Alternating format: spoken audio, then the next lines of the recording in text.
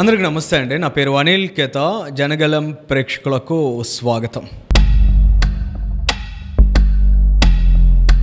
ఆంధ్రప్రదేశ్ రాష్ట్ర అసెంబ్లీ సమావేశాలు ప్రారంభమయ్యాయండి. 2 రోజుల సమావేశాలు ముగిసాయి. సోమవారానికి వాయిదా పడింది. ఓకే, సభ ఎలా జరుగుతోందంటే సాధారణంగా అధికార పక్షంలో ఉన్నటువంటి నాయకులే మంత్రుల్ని కానీ ప్రభుత్వానికి సంబంధించిన అంశాల మీద కానీ నిలదీయడం చేస్తున్నారు. దాని మీద బాధ్యతాయుతమైన సమాధానాలు కూడా మనం వినగలుగుతున్నాం.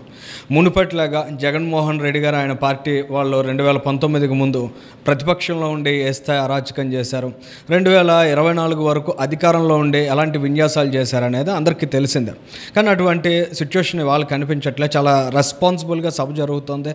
అర్థవంతమైనటువంటి చర్చలకు ఆస్కారం కలుగుతుంది.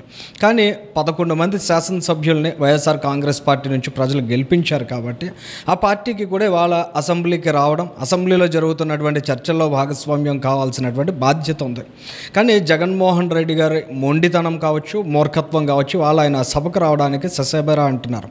ఆయన సభకు రాకపోగా ఆయన శాసనసభ్యులు 10 మందిని కూడా సభకు రాకుండా అడ్డుకుంటున్నారు. నిన్న సమావేశం పెట్టి ఆయన ఏ విధంగా వాళ్ళందరినీ హెచ్చరించారు, ఏ విధమైనటువంటి వైఖరిని ఆయన కనబరిచారనేది అందరికీ తెలిసిందే. కానీ జగన్ రెడ్డి గారు ఈ విషయంలో ఖచ్చితంగా మొండిపట్టు కానీ వేడకపోతే ప్రజల్లో నానాటికి పల్చనవుతారనేది చాలా స్పష్టంగా అర్థమవుతుందని. ఎందుకంటే అసెంబ్లీకి డుమ్మా కొడుతున్నాం తాను తన ఎమ్మెల్యేలు అనుకుంటున్నారు, కానీ ప్రజల్లో నానాటికి వాళ్ళు డమ్మీ అవుతున్నారనే విషయాన్ని మాత్రం ఆయన గ్రహించలేకపోతున్నారు. ప్రతి నెల 1,25,000 రూపాయల జీతాలు తీసుకుంటున్నారు. అది కాకుండా రకరకాల అలవెన్సెస్ తీసుకుంటున్నారు. సుమారుగా 2 లక్షల రూపాయలు ఒక్కో శాసనసభ్యుడికి అందుతుంది. మొత్తం ఈ 11 మందికి లెక్కించినట్లయితే గడిచిన 15 నెలల కాలంలో సుమారుగా 3,30,00,000 రూపాయలు వాళ్ళ జీతాలు కావచ్చు, వాళ్ళ అలవెన్సెస్ కావచ్చు రాష్ట్ర ప్రభుత్వ ఖజానా నుంచి ఖాళీ అయింది. కానీ జగన్ రెడ్డి గారికి మాత్రం ఎక్కడ బాధ్యత లేదు. ప్రజలు కట్టే పన్నుల నుంచి మనం జీతాలు తీసుకుంటున్నాం. మనల్ని ప్రజలు ఓట్లేసి గెలిపించారు. ప్రజా సమస్యల మీద మన గొంతు వినిపించాలి. ఒకసారి అసెంబ్లీకి వెళ్తేనే కదా ఎంత సమయం ఇస్తారనేది తేటతెల్లం అవుతుంది. అక్కడ అప్రజాస్వామికంగా ప్రస్తుత కూటమి పెద్దలు వ్యవహరించినట్లయితే ఖచ్చితంగా వాటిని కూడా ప్రజలు గమనిస్తారు కదా. ప్రజల నుంచి ఆ రకమైన తిరుగుబాటు లేదా ప్రశ్నలు వెల్లువెత్తుతాయి కదా అనేటువంటి దృక్పథాన్ని మాత్రం ఆయన కనపరచలేకపోతున్నారు. కేవలం అసెంబ్లీకి వెళ్ళినట్లయితే అయ్యన్న పాత్రుడు గారిని, అక్కడ రఘురామకృష్ణరాజు గారిని ఫేస్ చేయాల్సి వస్తుంది. వాళ్ళని అధ్యక్షాన్ని పిలవాల్సి వస్తుంది. చంద్రబాబు గారిని, పవన్ కళ్యాణ్ గారిని, నారా లోకేష్ గారిని అసెంబ్లీలో చూడాల్సి వస్తుంది. కేవలం 10 మంది శాసనసభ్యులను పక్కన కూర్చోబెట్టుకుని ఆయన అసెంబ్లీలో ఉండడానికి ఆయన అహం అంగీకరించట్లేదు కాబట్టి వాళ్ళ జగన్ రెడ్డి గారు మొహం చాటేస్తున్నారు.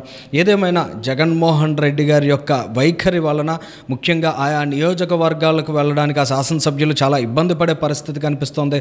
జగన్ రెడ్డి గారికి సాధారణంగా ఇటువంటి విషయాల మీద అవగాహన ఉండదు. ఆయన తాడేపల్లి ప్యాలెస్లో లేదా బెంగళూరు ప్యాలెస్లో ఉంటారు కాబట్టి శాసనసభ్యులు క్షేత్రస్థాయిలో ఎదుర్కొనేటువంటి ఇబ్బందులు ఎలా ఉంటాయి, ప్రజల నుంచి వారికి ఎదురయ్యే ప్రశ్నలు ఏ విధంగా ఉంటాయి అనే విషయాల మీద కనీస అవగాహన ఆయనకు ఉండట్లేదు. ప్రతి నెల ఏదో ఒక డ్రామా చేస్తూ ఉంటాడు, ఏదో కార్యక్రమానికి పిలుపునిస్తూ ఉంటాడు. ఆయన పార్టీ శ్రేణులతోటి మామ అనిపిస్తాడు. అవేవో పెద్ద ఎత్తున ప్రజా పోరాటాలు చేసేసామని వాళ్ళే జబ్బలు చరుచుకుంటూ ఉంటారు. కానీ ఇవన్నీ కూడా అసెంబ్లీలో వినిపించే వానికి గలానికి సాటి రావనే విషయాన్ని మాత్రం జగన్ రెడ్డి గారు గ్రహించలేకపోతున్నారు.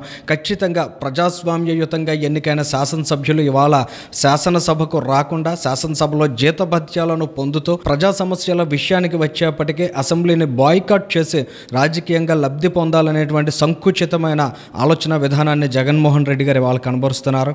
ఖచ్చితంగా ఇవన్నీ రానున్న రోజుల్లో ఆయనకి, ఆయన పార్టీ శ్రేణులకి, ముఖ్యంగా ఎన్నికైన ప్రతి ఒక్క ఎమ్మెల్యేకి కూడా మిస్ఫైర్ అవుతుందనే విషయం మాత్రం ప్రస్తుత పరిణామాలను గమనిస్తే చాలా స్పష్టంగా అర్థమవుతుంది. Thank you.